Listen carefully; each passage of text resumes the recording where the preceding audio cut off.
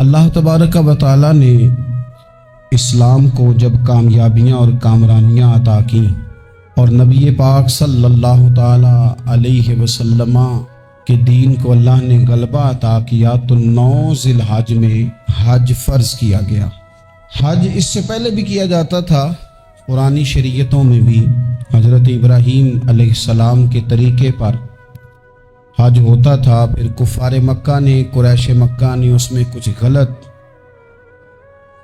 رسومات شامل کر دی، کپڑے اتار کر معاذ اللہ کعبے کا طواف کرنا، قربانیوں کا گوشت خانہ کعبہ کی دیواروں سے ملنا اور بھی کئی بیہودہ رسومات اس پاکیزہ اور خوبصورت عمل کا حصہ بنا دی گئیں۔ پھر 9 ذی الحج کو حج فرض ہوا۔ نبی پاک صلی اللہ تعالی علیہ وسلم نے حضرت ابو بکر صدیق کو امیر حج بنا کے رخصت فرمایا۔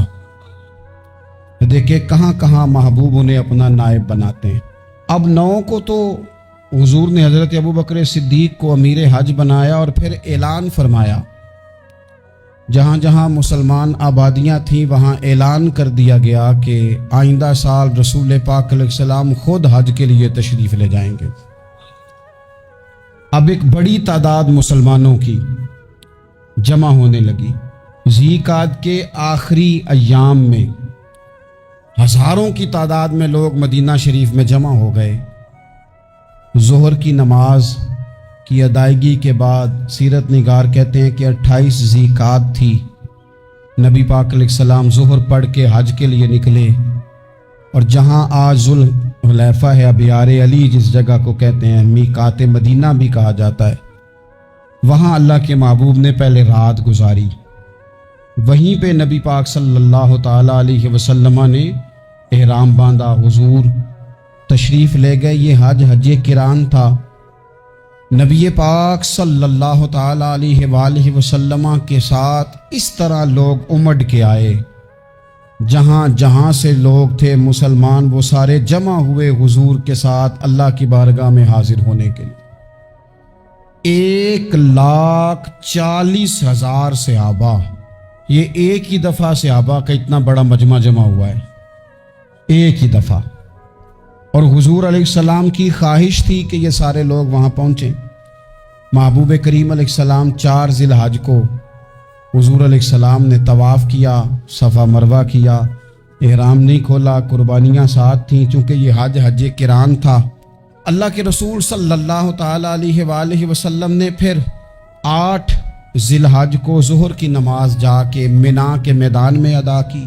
9 ذی الحج کو مسجد نمرہ کے پاس کوہ صبیر پر جب سورج کی کرنیں چمکیں، قربان جائیں کیا نظارہ ہوگا۔ لبیک لبیک کی صدا آ رہی ہے، دے کون رہے ہیں؟ مدینے والے محبوب صلی اللہ علیہ وسلم۔ حضور اس لشکر حسن کو لے کر، اس نور بھرے قافلے کو لے کے، یہ کون ہیں جو حضور کے ساتھ سارے نکلے ہیں؟ یہ کون ہیں سارے؟ یہ وہ فیروز بخت سعادت مند لوگ ہیں کہ ان میں سے جس نے ایک دفعہ بھی ایمان کی حالت میں حضور کو دیکھا اور پھر خاتمہ بالخیر بالایمان کے ساتھ دنیا سے رخصت ہوئے، یہ وہ لوگ ہیں کہ ولی اگر 60 سال بھی سارا دن روزہ رکھے، ساری رات نفل پڑھے، ہر برائی سے بچے، لیکن پھر بھی کسی صحابی کے قدموں کی خاک تک کو نہیں پہنچ سکتا۔ اور صحابی زیارت سے بنتا ہے، ولی عبادت سے بنتے ہیں۔ نبی پاک صلی اللہ تعالی علیہ وسلم کے وہ سارے صحابہ کون ہیں؟ الصحابہ النجوم، یہ حضور کی چاروں جانب یہ چمک رہے ہیں، انہیں خود میرے نبی پاک نے ستارے فرمایا ہے۔ ایک سمت علی، ایک سمت عمر، صدیق ادھر، عثمان ادھر۔ ان جگمگ جگمگ تاروں میں بھلا مہتاب کا عالم کیا ہوگا؟ اور ہر کوئی فدا ہے بن دیکھے تو پھر دیدار کا عالم کیا ہوگا؟ تو نبی پاک صلی اللہ علیہ وسلم نے یہ وہ موقع تھا، 9 ذی الحج میدان عرفات، حضور صلی اللہ علیہ وسلم نے ظہر کی نماز ادا فرمائی اور پھر کچھ توقف کے بعد حضور کے لیے اونٹنی پر کجاوا سجایا گیا۔ حضور اپنی کسوا نامی اونٹنی پر سوار ہوئے، میرے महबूब ने खुतबा देने का इरादा फरमाया। रब करीम ने इरशाद फरमाया, अल-यौम अकमलतु लकुम दीनकुम, आज मैंने तुम्हारे लिए तुम्हारा दीन मुकम्मल कर दिया है। मुकम्मल हो गया दीन, इसके बाद कोई और दीन नहीं आएगा। इस आयत ने बता दिया कि हुजूर आखिरी नबी हैं, दीन मुकम्मल हो गया। अब किसी और पैगंबर की, रसूल की, दीन की, किताब की ज़रूरत बाकी। आज मैंने तुम्हारे लिए तुम्हारा दीन मुकम्मल कर दिया। और क्या खूबसूरत लफ्ज़ हैं कुरान पाक में, फरमाया व अतममतु अलैकुम नेमती, और आज मैंने तुम पर अपनी नेमतें तमाम कर दी हैं, नेमतें मुकम्मल कर दी। व रदीतु लकुमुल इस्लाम दीना, और अल्लाह फरमाते हैं मैंने तुम्हारे लिए दीन इस्लाम को पसंद किया है, ये मेरी रज़ा है, ये दीन इस्लाम तुम्हारे लिए पसंद किया है।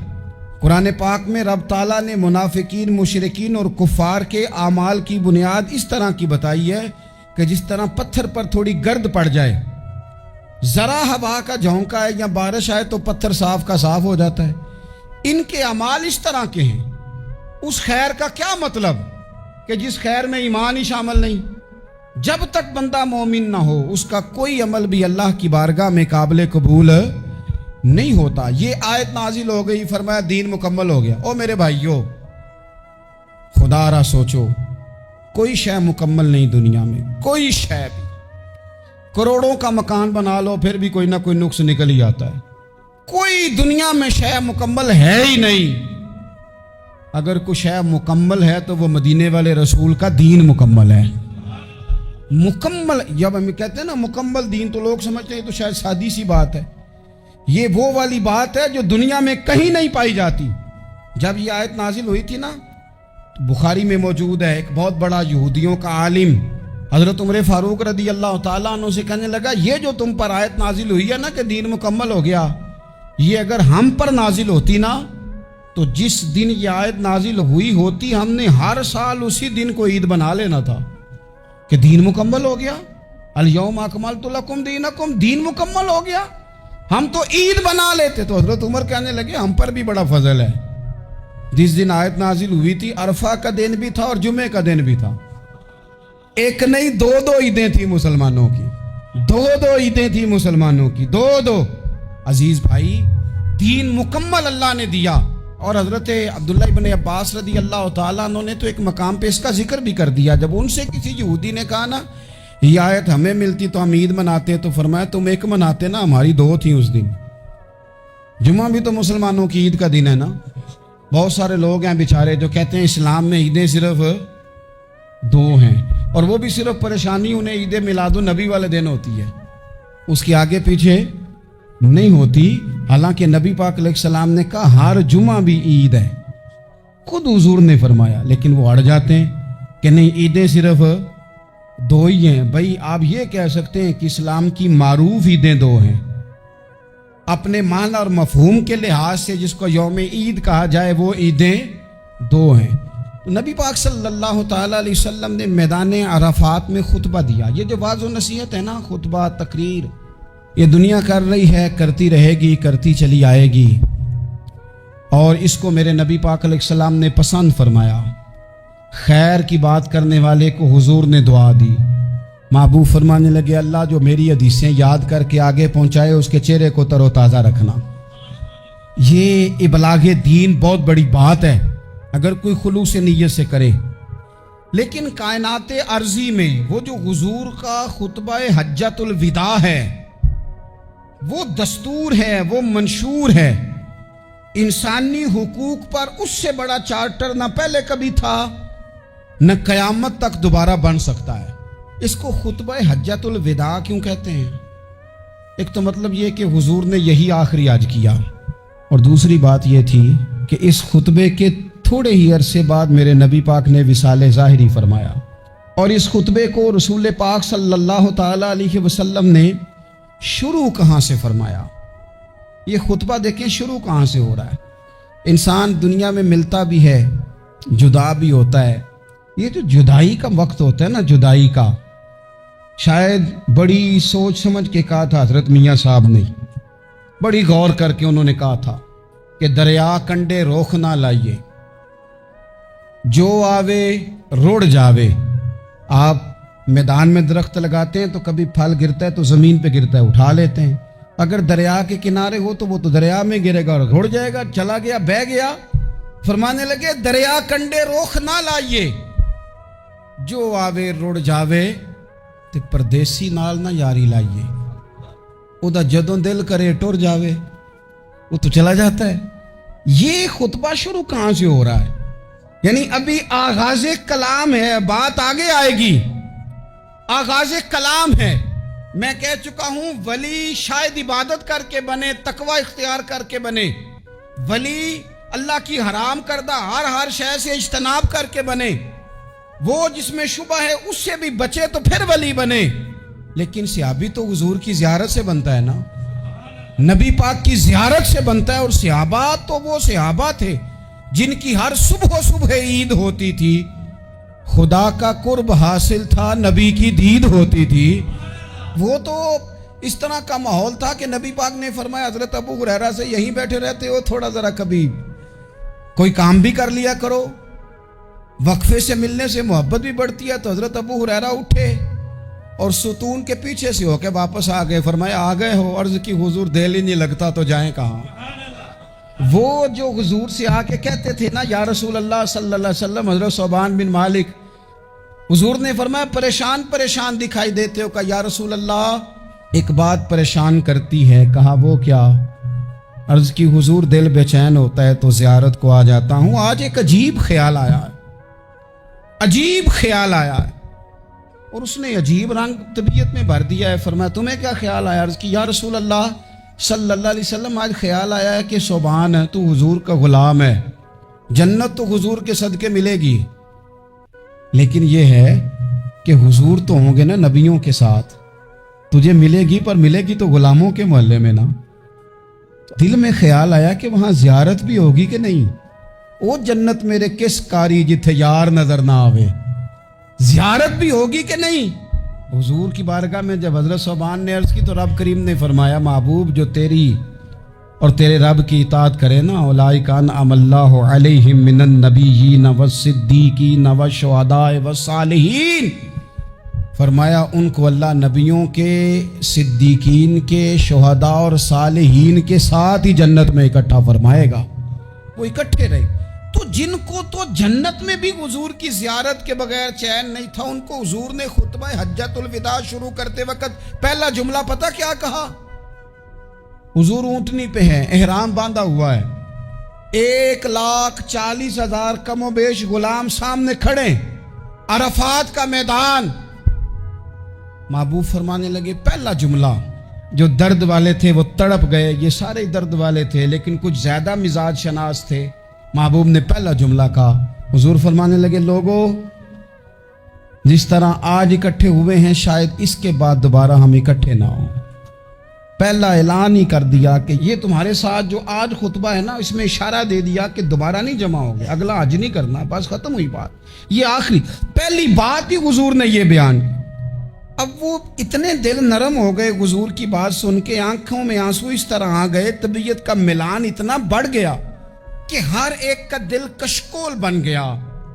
हर तरफ से आहें और सिसकियां हैं कि हुजूर के वो जुमले यूं सहाबा ले रहे थे जब आपसे कोई कह दे कि भाई ये वक्त बस आखिरी मुलाकात का है, तो फिर उन्होंने वो तो हुजूर की हर बात ही तवज्जो से सुनते थे, पर यहां जो अंदाज बन गया वो अनोखा बन गया। फरमाया शायद दोबारा मुलाकात ना हो। फिर मेरे करीम महबूब सल्लल्लाहु ताला अलैहि वसल्लम ने फरमाया जिस तरह तुम्हारे लिए ये शहर हुर्मत वाला है, मक्का हुर्मत वाला है ना, एक नेकी करो तो मक्के में 1,00,000 का सवाब, हरम मक्का में एक गुनाह करो तो वो भी 1,00,000 लिखा जाता है, हुर्मत वाला है, बड़ी इज्जत वाला है। फरमाया जिस तरह ये घर इज्जत वाला है काबा, जिस तरह ये शहर इज्जत वाला है, फरमाया जिस तरह आज का दिन हुर्मत वाला है। मुसलमानों मैं तुम्हें बता के जा रहा हूं, तुम्हें समझा रहा हूं, इसी तरह मैंने तुम सब पर एक दूसरे के माल और इज्जत को हुर्मत वाला कर दिया है। और सहाबा को ना हुजूर ने पहले ये सबक पूरा हुजूर ने पूछा, ये भी जरा कमाल है, ये बुखारी मुस्लिम की हदीस है। हुजूर ने सहाबा से पूछा 9 ज़िलहज है, जुमे का दिन है, ज़िलहज का महीना है, सबको पता है। लेकिन ना आप जुमा पढ़ने हैं तो मैं आपसे कहूं कि आज कौन सा दिन है, तो आप कहेंगे जनाब जुमा है, अजीब आदमी है, जुमा पढ़ा रहे हो।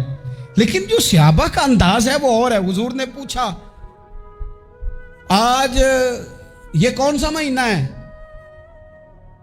ये अदब है, ये मकाम है, ये वो मकाम है जहां बहुत सारे सिर्फ अकल वाले बंदे जो होते हैं ना, वो बेचारे गिरते पड़ते हैं, कहते हैं जी बात आती हो तो बतानी चाहिए, क्या बात हुई जी, बंदा बोले ही ना, ये क्या।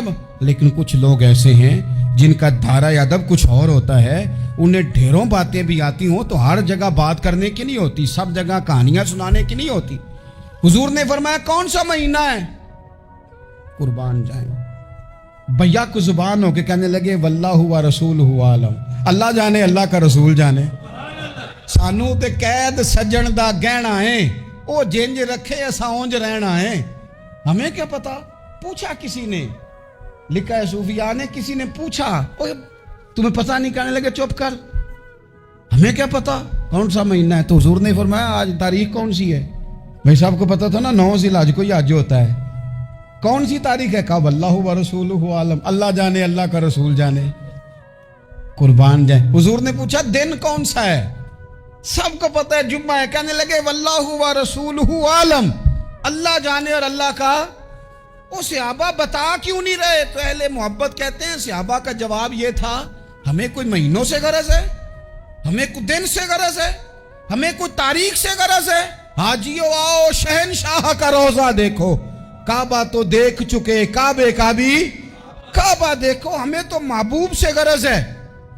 महीना था ज़िलहज का, अगर हुजूर कह देते ज़िलहज नहीं ज़ीक़ाद है तो हमने ज़ीक़ाद ही बना लेना था। तारीख थी 9, अगर हुजूर फरमा देते 11 है तो हमने 11 ही बना लेनी थी। दिन था जुमे का, अगर हुजूर कहते पीर है तो हमें क्या लगे, हमें तो महबूब की रजा चाहिए। तो हुजूर सैयद आलम ने पूछा, फिर हुजूर ने हुर्मत याद कराई, फरमाया याद रखो ये दिन भी बड़ी इज्जत वाला है, जुम्मे का है, ये महीना भी बड़ी हुर्मत वाला है, ज़िलहज का है, ये तारीख भी बड़ी हुर्मत वाली है।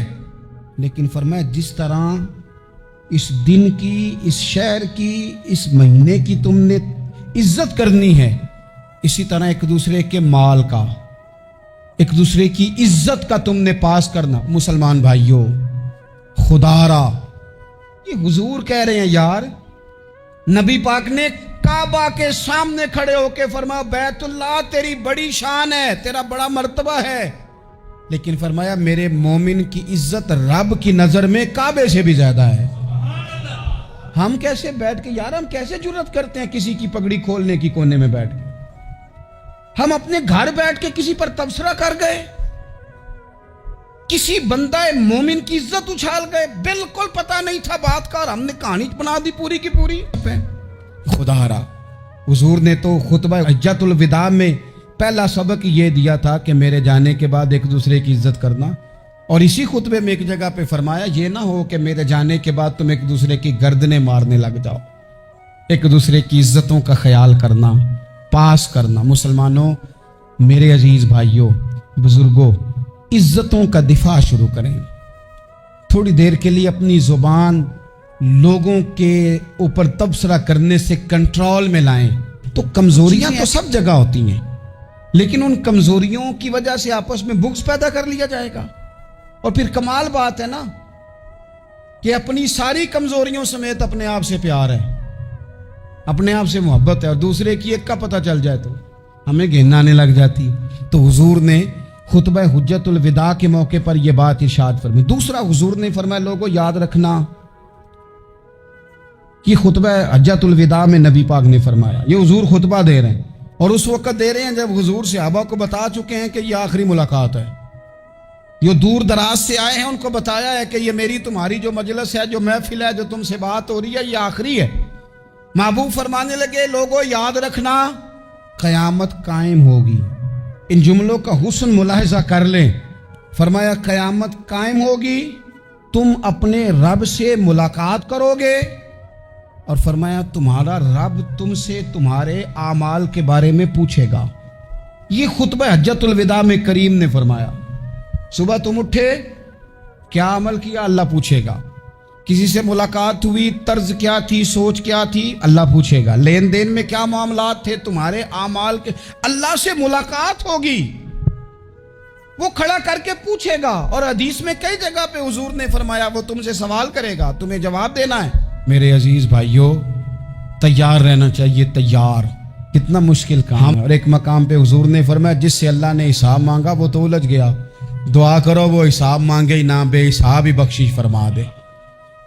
نبی پاک صلی اللہ تعالی علیہ وآلہ وسلم نے ارشاد فرمایا اسی خطبہ حجۃ الوداع میں، حضور فرمانے لگے سن لو، میں نے تم تک اللہ تعالیٰ کا پیغام پہنچا دیا ہے۔ اب جس شخص کے پاس امانت رکھی ہو اس پر لازم ہے کہ وہ امانت اس تک پہنچا دے جو اس کا مالک ہے۔ ہم بہت سارے لوگ ایسے ہوتے ہیں، ہمارے پاس امانتیں ہوتی ہیں، کچھ بھی نہ ہو تو کچھ لوگوں کے راز کی امانت ہوتی ہے، کچھ بھی نہ ہو تو کچھ لوگوں کی باتیں ہم تک پہنچ جاتی ہیں، وہ راز ہوتا ہے، وہ امانت ہوتی ہے۔ مجلس کی گفتگو بھی امانت ہے، لیکن ہم امانتوں کا خیال نہیں کرتے، خیانت ہو جاتی ہے۔ بہت محتاط ہو کر اپنی زندگی میں امانتوں کا خیال کیا جائے۔ یا ایھا الذین آمنوا لا تخونوا اللہ والرسول وتخونوا اماناتکم وانتم تعلمون۔ اللہ فرماتے ہیں ایمان والو، نہ رب سے خیانت کرنا، نہ رب کے رسول سے خیانت کرنا، نہ آپس میں ایک دوسرے سے خیانت کرنا، جانتے بوجھتے ہوئے یہ کام نہ کرنا۔ وانتم تعلمون، جانتے ہو، تمہیں پتہ ہے۔